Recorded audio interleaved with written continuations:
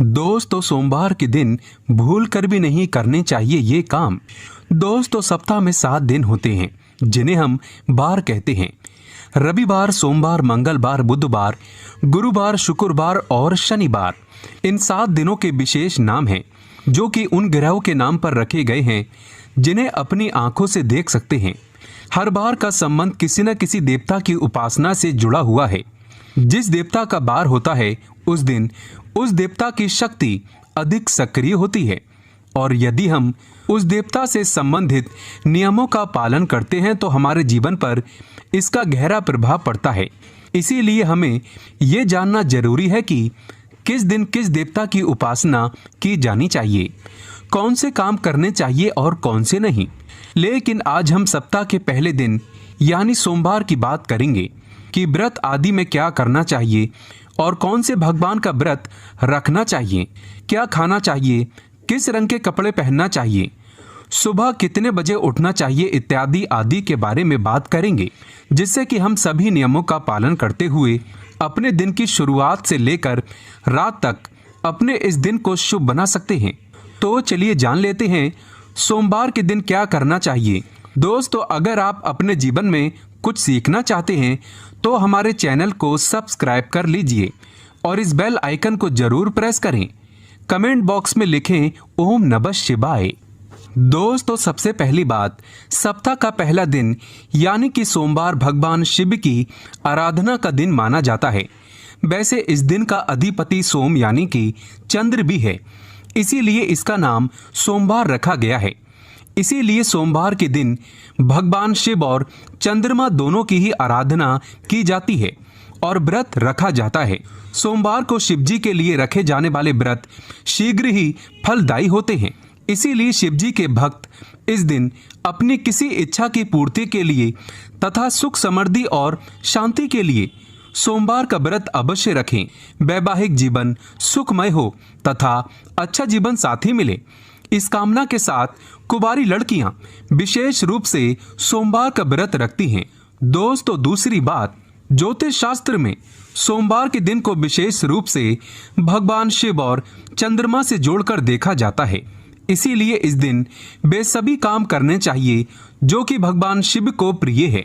भगवान शिव के मंदिर में जाकर गंगा जल अर्पण करना चाहिए और भगवान शिव को विशेष रूप से प्रिय बेलपत्र को जरूर चढ़ाना चाहिए। शिव जी को चंदन का लेप भी लगाना चाहिए और आटे की पंजरी का भोग लगाना चाहिए। रात्रि में चंद्रमा को अर्घ भी अवश्य देना चाहिए। इससे जीवन में सुख समृद्धि और धन की प्राप्ति होती है। दोस्तों, तीसरी बात, भगवान शिव को सफेद वस्तुएं अत्यंत प्रिय हैं।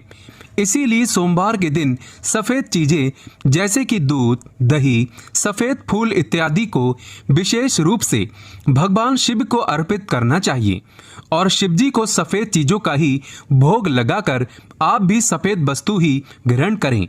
इससे आप पर शिव जी की कृपा अवश्य बरसेगी। इसी के साथ ही सोमवार के दिन सफेद रंग के वस्त्र धारण करना चाहिए, अत्यंत शुभ माना गया है। दोस्तों, चौथी बात, वास्तु शास्त्र के अनुसार सोमवार को किसी आवश्यक काम के लिए घर से बाहर जाने से पहले आईना जरूर देख लें। आपके काम बिना किसी रुकावट के आश्चर्यजनक पूरे हो जाएंगे और आपको यश भी मिलेगा। दोस्तों, ये वो काम है जो हमें सोमवार के दिन करने चाहिए, लेकिन कुछ काम ऐसे भी हैं जो हमें सोमवार के दिन कभी नहीं करने चाहिए। पहली बात, सोमवार के दिन काले रंग के कपड़े पहनकर शिवजी के मंदिर में भूल कर भी ना जाएं। व्रत आदि में भी काले रंग के कपड़े कभी ना पहनें। महिलाओं को सोमवार के दिन बाल भी नहीं धोने चाहिए, इससे परिवार पर गहरा असर पड़ता है। सोमवार के व्रत में व्रतधारी को थोड़ा संयम रखना चाहिए, इससे शिव जी क्रोधित हो जाते हैं। सोमवार के व्रत में व्रतधारी को फलों में नाशपाती का सेवन नहीं करना चाहिए, शुभ नहीं माना जाता। दूसरी बात, सोमवार के दिन मांस का सेवन करना वर्जित है। इसके विपरीत शिव जी का व्रत रखना चाहिए या फिर शुद्ध सात्विक आहार, दूध, दही, फल इत्यादि का सेवन करना चाहिए। दोस्तों, तीसरी बात, सोमवार के दिन किसी का अपमान ना करें और बुरे अपशब्द ना निकालें। इससे जीवा पर बैठी मां सरस्वती का अपमान होता है और ऐसा बुरा व्यवहार सोमवार के व्रत में तो कतई ना करें, व्रत टूट जाता है। दोस्तों चौथी बात, शिव जी की पूजा के साथ ही नंदी महाराज की पूजा भी जरूरी है। शिव पशु प्रेमी है, इसीलिए सोमवार को 4 पैर वाले पशु का अर्थात गाय माता की विशेष रूप से पूजा करनी चाहिए। सोमवार के दिन गाय माता को कुछ न कुछ जरूर खिलाना चाहिए, इससे व्रत पूरा माना जाता है। साथ ही साथ नंदी महाराज बैल का अपमान या उनके साथ गलत व्यवहार ना करें। दोस्तों पांचवी बात, पूजा करते समय ध्यान रखें कि भगवान शिव को केतकी का फूल, कुमकुम, तुलसी के पत्ते, कटे फटे बेल पत्र या खंडित चावल भूल कर भी ना चढ़ाएं और शंख से भी जल अर्पण ना करें। तो दोस्तों सोमवार के दिन इस दिन शिव और चंद्रमा की आराधना करें, व्रत करें, शिव मंदिर में जाएं, साफ मन से दिन में कई बार ओम नमः शिवाय का जाप जरूर करें। भगवान भोलेनाथ आप पर अवश्य प्रसन्न होंगे और आपकी हर मनोकामना पूर्ण करेंगे।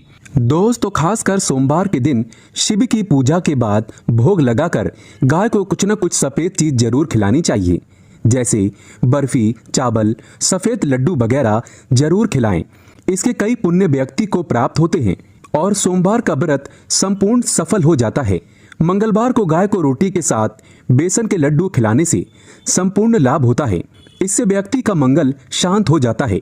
और वहीं बुधवार को हरा चारा यानी कि दुर्वा घास खिलाने से बुध ग्रह शांत हो जाता है, इससे भगवान गणेश प्रसन्न होते हैं।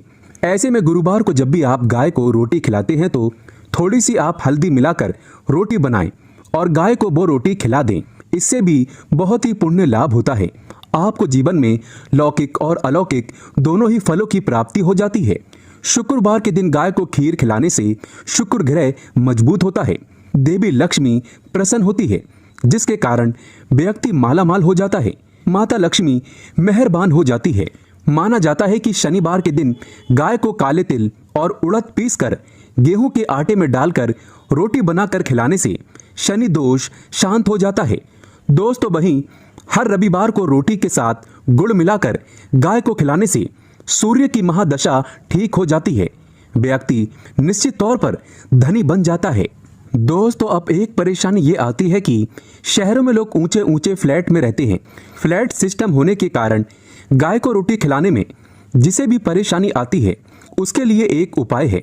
आप जिस सोसाइटी में रहते हैं वहां गेट कीपर तो जरूर होगा, आप पहली रोटी बनाकर उस गेट कीपर को जरूर दे दें।